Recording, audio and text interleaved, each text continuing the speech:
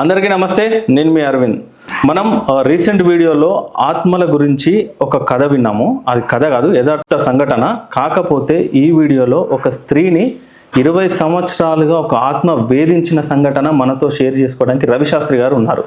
కాకపోతే పిల్లలు పెద్దలు భయపడేవాళ్ళు తగిన జాగ్రత్తలు తీసుకొని చూడండి. లేదు మాకు భయం ఎక్కువ అనుకున్న వాళ్ళు చూడకపోవడం చాలా మంచిది. నమస్కారం శాస్త్రి గారు. నమస్కారం. 20 సంవత్సరాలు ఒక స్త్రీని ఒక ఆత్మ వేధించిందని చెప్పేసి అసలు వాళ్ళకి ఆ పరిస్థితి ఎందుకు వచ్చిందండి? ఈ కాలంలో మంచి కంటే చెడు ప్రభావం ఎక్కువ ఉంది. ఎందుకనగా ఎవరైనా బాగుపడుతున్నారు అంటే వారిని చెడగొట్టడానికే ప్రయత్నాలు చేస్తున్నారు. అలాగే ఒకరు బాగుపడుతున్నారని ఇంకొకరు ఏం చేస్తారంటే ఒక ఆత్మను, మనకు వైద్యులు ఉంటారు, వేదశాస్త్రులు ఉంటారు, అట్లాగే మంచి చేసే వాళ్ళు ఉంటారు, చెడు చేసే వాళ్ళు ఉంటారు. చెడు చేసే వాళ్ళు ఏం చేస్తారు? చెడు ప్రయోగాలు చేస్తూ ఉంటారు. ఆ చెడు ప్రయోగాలు చేసే వ్యక్తులలో ఒక వ్యక్తి, ఎవరైతే ఒకరు బాగుపడకూడదని ఉన్న వాళ్ళైతే ఎవరైతే ఉన్నారో వాళ్ళు ఒక ఆత్మను బంధింపజేసి ఆ ఆత్మను వారిపైకి పంపించడం జరిగింది. అలా పంపించిన ఆత్మ ఆమె శరీరంలో ఉండిపోయింది.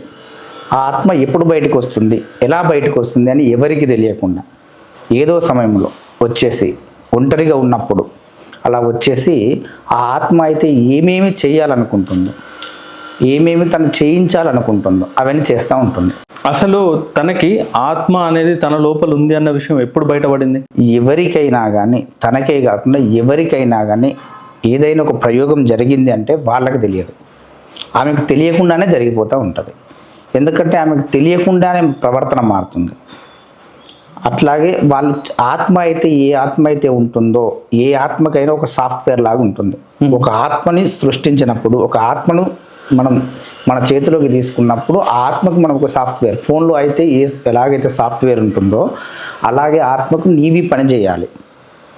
నీ ప్రయత్నం ఇది, నువ్వు ఇది చేసి కంప్లీట్ చేసుకొని రావాలి అనే సాఫ్ట్వేర్ లాగా అప్డేట్ చేస్తారు.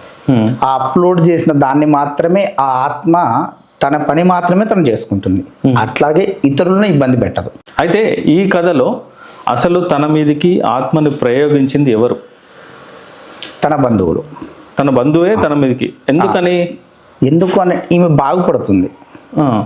ఈమె ఆయురారోగ్యాలతో ఉంటూ ఆమె అత్తగారింట్లో కూడా ఉన్నత స్థానాన్ని పొందుతుందనే దురుద్దేశంతో ఇలా చేయడం జరిగింది. పెళ్ళైన తర్వాతనే ప్రయోగించాను. పెళ్ళైన తర్వాతే ప్రయోగం జరిగింది. అలా జరిగినప్పటి నుంచి కూడా ఆమె ప్రవర్తనలో మార్పు అనేది వచ్చేసింది.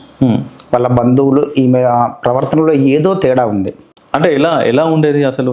అంటే ఒంటరిగా ఉండడాలు, తనలో తాను మాట్లాడుకోవడాలు, పిచ్చి చేష్టలు చేయడాలు చేస్తూ ఉండేది.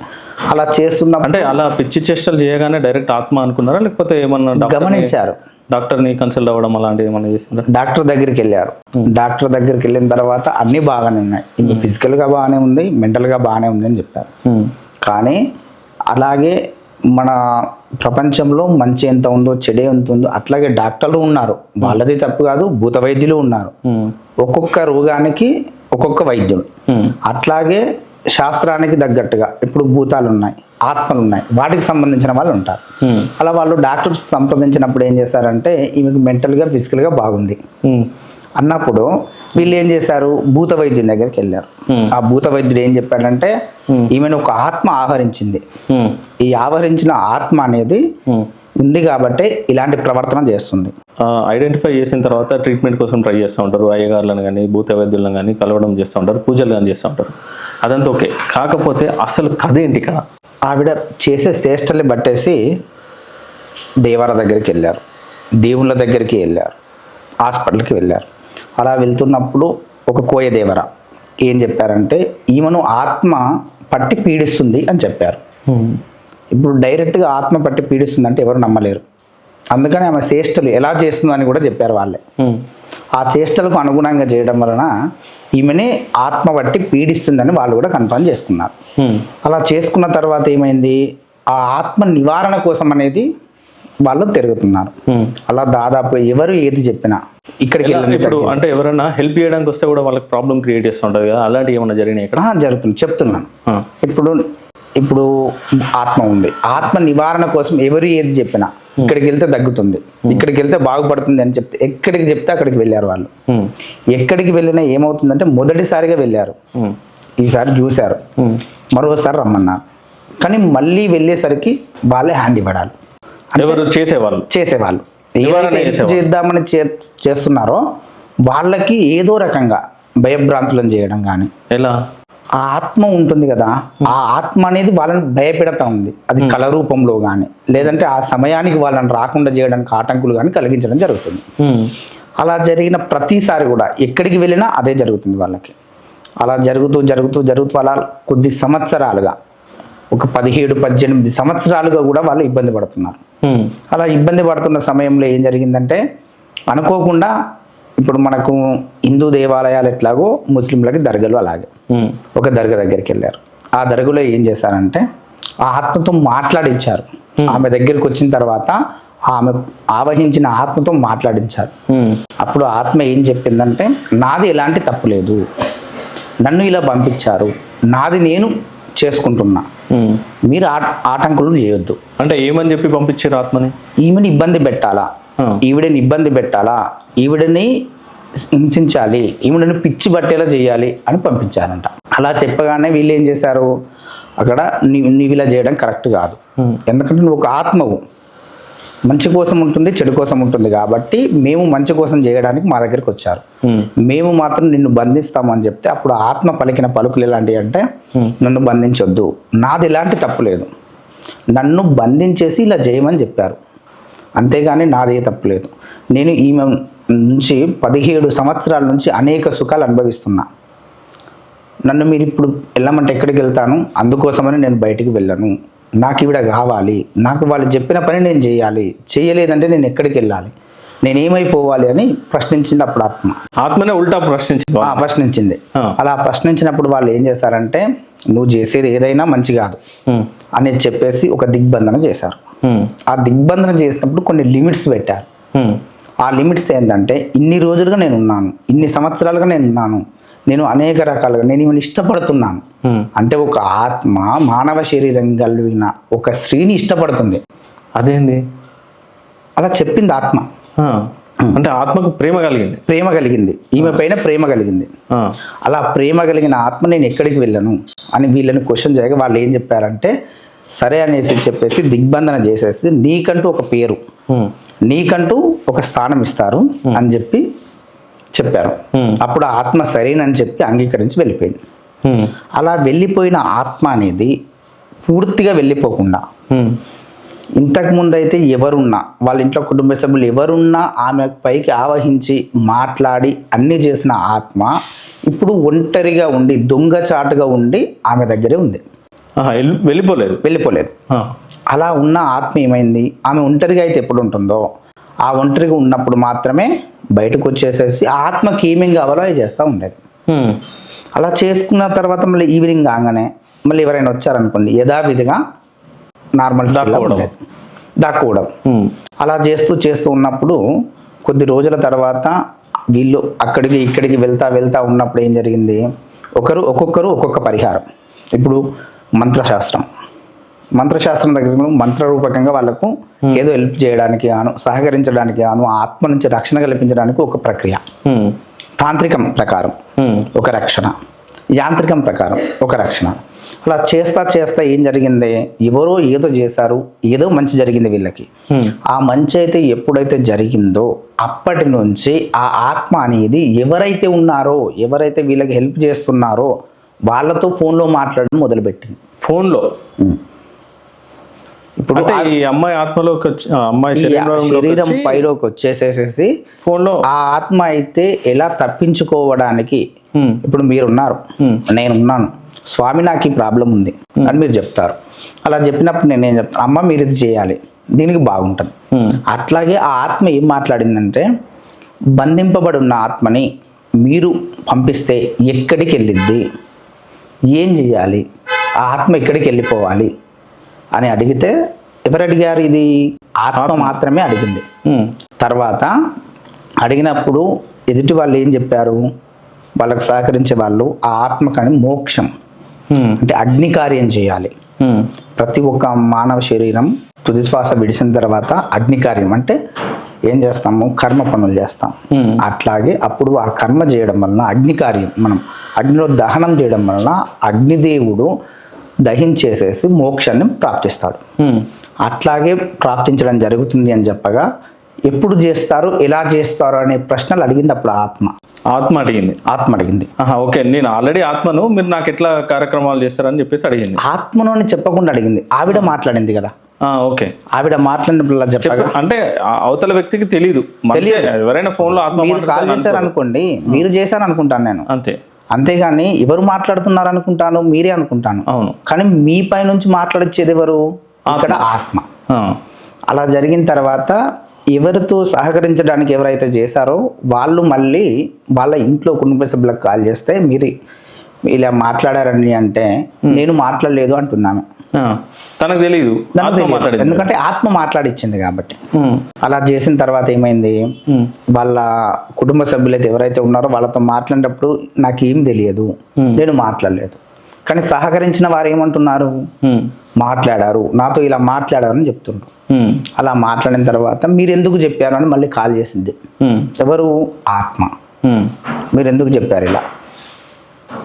నేను అడిగాను. ఎందుకు అడిగారు మీరు నన్ను? ఈయన సహకరించేవారు కదా. ఏం చెప్పారు? మీరు మాట్లాడారా, ఇంకెవరైనా మాట్లాడారా? మీరు, మీలో ఉన్న ఆత్మ అనేది మాట్లాడిస్తుందా, మీరే మాట్లాడుతున్నారా అని తెలియాలి కదా అని మాట్లాడానని చెప్తే, అప్పుడు ఏం చెప్పింది, నన్ను పంపిస్తారు కదా, ఎక్కడికి వెళ్ళను, నాకు మోక్షం అన్నారు.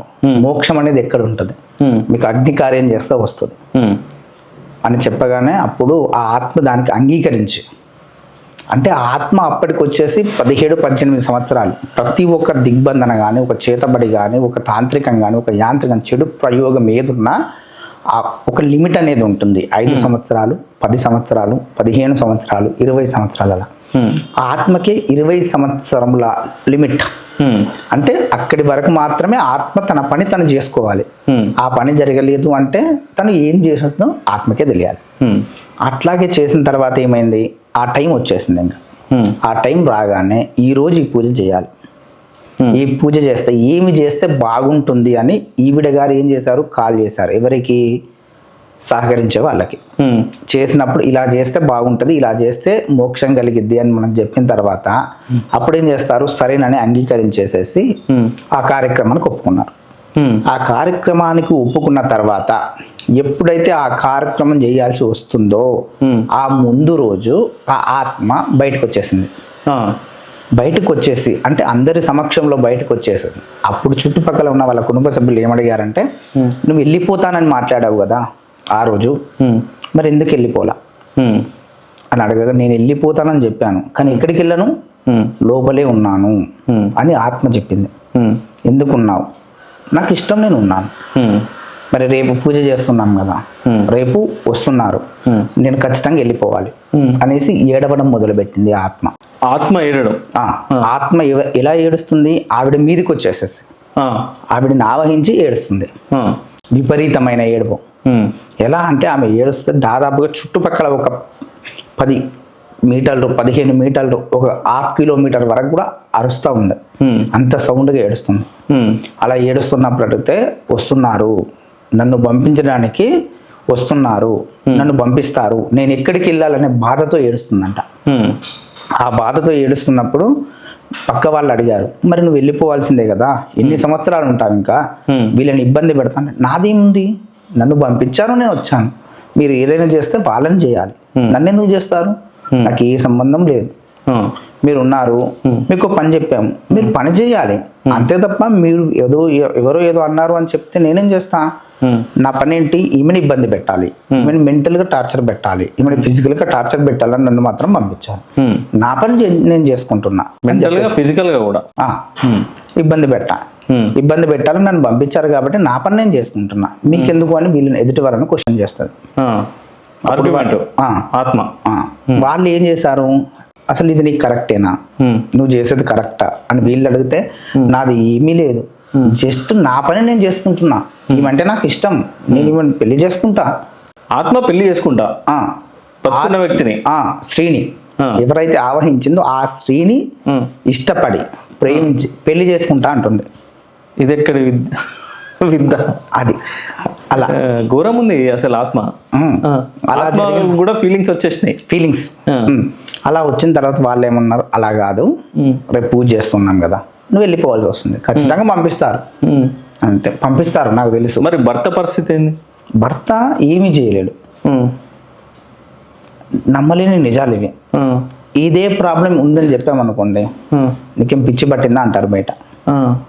ఎందుకంటే ఈ కలియుగంలో ఇప్పుడు జనరేషన్ ప్రకారం దయ్యాల, దేవుడే లేడని నమ్మే మనుషులు ఉన్నారు. దయ్యాలని ఏం నమ్ముతారు? అంతే. ఆయన బయటకు చెప్పుకోలేడు, లోపల అనుభవించలేడు. ఆయన పరిస్థితి ఏంటంటే మింగలేడు, కక్కలేడు. అలాంటి పరిస్థితిలో ఆయన ఉన్నారు. దారుణం. అలాంటి పరిస్థితుల్లో మరుసటి రోజు పూజ. ఈ మరుసటి రోజు ఏదైతే పూజ అయితే ఉందో ఈ పూజ చేయడానికి అంటే సహకరించడానికి వస్తున్న ఆయనను కూడా ఇబ్బంది పెట్టడాలి. అంటే ఆయన 20 సంవత్సరాలు ఎందుకు నాకు అని వదిలేకుండానే ఉన్నాడా? అంటే జనరల్గా వదిలేసి వెళ్ళిపోతారు కదా కొందరు. అంటే 20 సంవత్సరాలు లిమిట్ పెట్టారు కదా. అంటే 20 సంవత్సరాల లిమిట్ అనేది ఫస్ట్ తెలియదు కదా.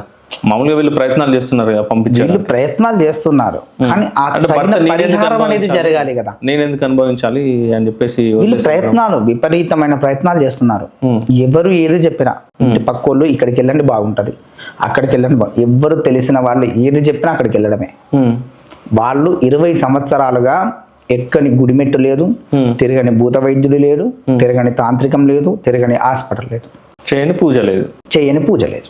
ఏమి చేసినా దాని టైం వచ్చే వరకు అయితే ఉండాలి కదా. అవును, ఆత్మకి అది. కానీ వీళ్ళు ప్రయత్నాలు చేస్తున్నారు. ఇన్ని ప్రయత్నాలు చేస్తున్నప్పుడు కూడా ప్రతి ఒక్క సహకరించేవారు, డాక్టర్ గాని, భూత వైద్యుడు గాని, ఒక పూజారి గాని, ఎవరైనా గాని మొదటిసారిగా వెళ్తారు. వెళ్ళిన తర్వాత ఇలా చేయాలి, ఇలా చేసి నెక్స్ట్ సారి రండి. ఒకటేసారి కాదు, 2 సార్లు కానీ 3 సార్లు. అంటే వాళ్ళు చేసే పరిహారాన్ని బట్టి ఒకరు ఒక రోజులో చేస్తారు, ఒకరు 2 రోజులలో చేస్తారు, ఒకరు వారానికి చేస్తారు. అలా చేస్తా ఉంటే మొదటిసారిగా అయితే ఎక్కడికైతే వెళ్తారో నెక్స్ట్ సారి వెళ్ళనియకుండా చేస్తుంది. అంటే వీళ్ళకి ఇబ్బంది పెట్టడాలు కానీ, అంటే వాళ్ళకి ఫోన్ సహకరించే వాళ్ళకి కానీ ఇబ్బంది పెట్టడాలు కానీ, కళలో రావడము అలా. అయితే ఇలా మరుసటి రోజు పూజ ఉంది, అంటే పూజా కార్యక్రమం ఉంది. తెల్లవారుజామున పూజ మొదలు పెట్టాలి, ఆత్మను పంపించాలి అని పూజ చేయడానికి సిద్ధంగా ఉన్నారు. ఎవరైతే వస్తున్నారో వాళ్ళని బెదిరించడానికి ఈ ఆత్మ బయలుదేరింది. ఈ ఆత్మ బయలుదేరి ఎక్కడికి వెళ్దామన్నా ఈ ఆత్మ, అంటే ఆత్మ స్త్రీలోకి ఎంటర్ అయ్యే కదా వెళ్ళింది. స్త్రీ రాలేదు, ఆత్మ ఒక నీడలాగా వెళ్ళింది. ఇప్పుడు మనం ఉన్నాం, మనం పడుకున్నప్పుడు మన బాడీ మొత్తం సైలెన్స్, కానీ మనలో ఉన్న జీవి అంటే ఆత్మ అనేది ఉంటుంది కదా, మన ఆత్మ. ఆ ఆత్మ కూడా సంచారం చేస్తూ ఉంటుంది. ఆ సంచారం చేస్తున్నప్పుడు మనకు డ్రీమ్స్, కళలు వస్తాయి. ఈ కళల్లో మనం ఒక్కొక్కసారి కొత్త కొత్త మనుషులను చూస్తూ ఉంటాం, వింత వింత వస్తువులను చూస్తూ ఉంటాం. ఆ వస్తువు మనకు కనిపించకపోయినా లైవ్ లో కనిపిస్తూ ఉంటది. మనం ఒక మనిషిని కళలో చూడకపోయినా లైవ్ లో చూస్తుంటాం, లైవ్ లో చూడకపోయినా కళలో చూస్తుంటాం. ఎందుకంటే మన ఆత్మనే సంచారం చేస్తూ ఉంటది. అలా కళలాగా ఈ కళలోకి రావడానికి అంటే ఎవరైతే సహకరించడానికి వస్తున్నారో వాళ్ళ కళలో వచ్చేసి భయపెట్టడానికి, నువ్వు ఇలా చేయొద్దు, నువ్వు ఇలా చేస్తే బాగుండదని. అంటే ఇప్పుడు మన కళలో ఒక్కొక్కసారి ఒక్కొక్క స్వప్నం, ఆ స్వప్నం అనేది ఒక్కొక్కలా ఉంటుంది. మనం భయపడవచ్చు, ఎదుటోళ్ళు భయపడవచ్చు. అట్లాగే ఎవరైతే సహకరించడానికి వస్తున్నారో వాళ్ళని భయపెట్టే ప్రయత్నాలు విపరీతంగా చేస్తుంది. అబ్బా, ఆ 20 సంవత్సరాలుగా వీరైతే ఎవరైతే ఎక్కడికైతే వెళ్ళారో, అంటే ఆత్మకి తెలుసా 20 సంవత్సరాల తర్వాత వెళ్ళిపోవాలని? నాకు తెలిసి ఉంటుంది. ఎందుకు అంటే లిమిట్ అనేది అంతే కదా. అలా అయినప్పుడు ఏంది, ఎవరైతే ఉన్నారో వాళ్ళని భయపెట్టడాలు. మొదటిసారి మీరు వచ్చారు, వచ్చిన తర్వాత మిమ్మల్ని భయపెట్టాను అనుకోండి, మళ్ళీ వస్తారా? రారు. అట్లాగే మరుసటి రోజు పూజ, తెల్లవారితే పూజ మొదలు పెట్టాలి. ఆత్మను పంపించే పూజ స్టార్ట్ అయింది. నైట్ డ్రీమ్లోకి వచ్చి, అంటే కల్లోకి వచ్చి, స్వప్నంలోకి వచ్చి కూడా భయపెట్టిందంట అతడిని కూడా. ఆ భయపెట్టినా కానీ అతడు భయపడకుండా ఆయనకు అర్థమైపోయి ఉంటది. ఎందుకంటే ఇలాంటి పనులు జరుగుతున్నాయి, అంటే నాకు ఆటంకులు వస్తున్నాయని ఆ పూజ చేసే ఆయన కానీ, ఏదైనా పరిహారం చేసే ఆయన కానీ తెలుసుకుంటాడు కదా. ఆ మాత్రం లేకుండా ఎవరు ఏం చేయరు కదా. అట్లాగే తెలిసేసి ఆయన దానికి భయపడకుండా ముందుకెళ్ళేసేసి పూజ కానీ కార్యక్రమం, ఏదో ఒక కార్యక్రమం మొదలు పెట్టాడు. ఆ మొదలు పెట్టినప్పుడు ఏం జరిగింది, ఆత్మ పైకి వచ్చేసి అసలు నువ్వు ఎందుకు వచ్చావు, నువ్వు వెళ్ళిపో, ఎందుకు చేస్తున్నావు అని మొదలు పెట్టగానే ఏడవడం మొదలు పెట్టింది. విపరీతమైన ఏడుపు. అంటే ఎవరు ఏడుస్తున్నారు? ఆ స్త్రీ ఏడుస్తుంది. స్త్రీలోకి వచ్చింది కాబట్టి. ఇంకెందుకంటే ఈ రోజుతో లాస్ట్, ఇంకా ఆ శరీరాన్ని వదిలేయాలి కాబట్టి. అలా అయిన తర్వాత వాళ్ళ బంధువులు ఏ ఆత్మ అయినా ఏదైనా మనం ఇప్పుడు ఏదైనా చేతపడి జరిగినా ఏదైనా ఆత్మ పట్టినా దయ్యాలు పట్టినాయి అంటారు, వాళ్ళు తిడతా ఉంటారు. తిడితే ఎందుకంటే భయపడి ఏదైనా చెప్తాయని కొడతా ఉంటారు, చెప్పాలి ఏదైనా మాట్లాడాలని. అట్లాగే వాళ్ళ కుటుంబ సభ్యులందరూ కూడా తిట్టి కూర్చోబెడితే పూజ జరిగింది. ఆ జరిగిన తర్వాత వీళ్ళు చెప్పారు కదా మొదటిగానే ఒక ఆత్మకి ఇలా జరిగితే మోక్షం ఉంటుంది, ఆ పరిహారం అంతా చేశారు. ఆ పరిహారం అంతా జరిగిన తర్వాత ఎప్పుడైతే ఆ పరిహారం జరిగిందో అప్పటి నుంచి ఆమెను పీడించడం అనేది వదిలేసింది ఆత్మ. అలా జరిగేసేసి వాళ్ళ సంకల్పాలు అంటే వాళ్ళు ఈ దేనికోసం సంతానం కోసం కానీ లేదు అంటే ఏదైనా చేయాలంటే ఆరోగ్యాల కోసం కానీ ఏది చేద్దామన్న ఆటంకుగా ఉన్న ఈ ఆత్మ అనేది పీడ వదిలింది కాబట్టి అప్పటి నుండి కూడా వాళ్ళు ప్రశాంతంగా ఉంటున్నారు. ఇది ఎన్ని సంవత్సరాలైంది జరిగి? ఇది 2002 నుంచి 2022 వరకు అంతే. అసలు మీకు ఈ విషయం ఎలా తెలిసింది? అంటే మన దగ్గరికి కార్యక్రమానికి వస్తున్నప్పుడు వాళ్ళ బంధువులు ఉన్నారు, వాళ్ళు ఇలా అడిగారు, స్వామి గురుగారు ఇలా ఆత్మలు ఉంటాయా, ఈ ఆత్మలతో పీడింపబడేటి ఏమైనా ఉంటాయా అని అడిగారు. ఏంటమ్మా ఇంత ఇంట్రెస్ట్గా అడుగుతున్నారు అని అడగగా వాళ్ళ కుటుంబంలో ఒక వ్యక్తికి జరిగిన సంఘటన అంతా పూసగుచ్చినట్టుగా వాళ్ళు అనుభవించిన బాధను కష్టాలని వాళ్ళతో పాటుగా తిరిగిన వీళ్ళు కూడా నాతో వివరంగా చెప్పడం జరిగింది. అలా చెప్పడం జరిగిన తర్వాత మళ్ళీ నేను ఏం చేశాను, ఒక పరిహారం కోసం నా దగ్గరికి వచ్చిన తర్వాత పరిహారం కోసం అడిగితే వేరే వాళ్ళ దగ్గరికి పంపించా. ఆ వేరే వాళ్ళ దగ్గరికి పంపించిన తర్వాత ఆ పరిహారం జరిగేసేసేసి ఆ భూతం ఆ ఆత్మతో కూడా పరిహారం జరిగేసి ఆత్మ ఎప్పుడైతే ఆ వ్యక్తిని వదిలి వెళ్ళిపోయిందో అలా వెళ్ళిపోయిన తర్వాత నుంచి వాళ్ళు ఎలాంటి ఒక కొత్త జీవితాన్ని ప్రారంభించాలని కూడా వాళ్ళు షేర్ చేసుకున్నారంట. ఆ విషయమై కూడా నేను తెలిసిన వాళ్ళతో కూడా నేను ఎవరినైతే పంపించానో ఎవరి దగ్గరికి అయితే పంపించానో వాళ్ళతో సంప్రదించేసేసి నేను తెలుసుకున్నాను. ఇప్పుడు మన వీడియో చూసే వాళ్ళు కూడా అనుకుంటా ఉంటారు ఏంది వీళ్ళు దయ్యాలు భూతాలు అని చెప్తున్నారు అని చెప్పేసి. కానీ నిజానికి ఇలాంటి స్టోరీ ఇలాంటి కన్నా దారుణమైన స్టోరీ మా రిలేటివ్స్లో నేను స్వయంగా చూసిన, నేను ఎక్స్పీరియన్స్ చేసిన ఆ స్టోరీ. దానికి ఇట్లానే పరిహారాలు అనేవి చాలా తిరగని గుడి ఉండదు, చేయని పూజ ఉండదు, భూత వైద్యుడు ఉండడు, ఏదైనా ఉండదు. కానీ ఓకే ఫైనల్గా వాళ్ళకు సొల్యూషన్ వాళ్ళకు కూడా దొరికింది. ఇప్పుడు మీరు చెప్పిన సంఘటన కూడా అలానే ఉంది. అసలు ఇది ఎంతవరకు వాస్తవం అనేది ఉంటుంది? వాస్తవం అంటే ఈ ప్రపంచంలో కూడా మంచి ఎంత ఉందో చెడు అంతే ఉంది.